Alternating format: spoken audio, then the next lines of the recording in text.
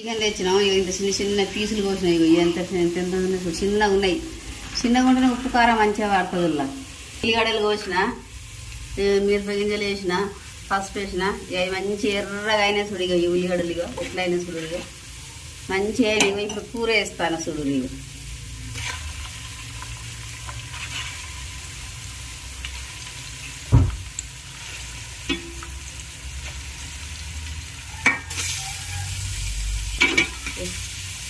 కూర వేసినా ఇక కలుపుతాను సుడుర్లో. ఇక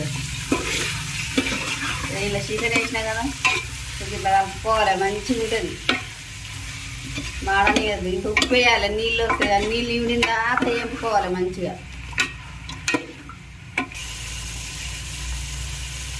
ఫస్ట్ వేసినాయి ఇక అది దానిలో ఇంకొంచెం వేసిన ఇట్లా కలుపుకోవాలి. ఫస్ట్ వస్తుంది మంచిగా.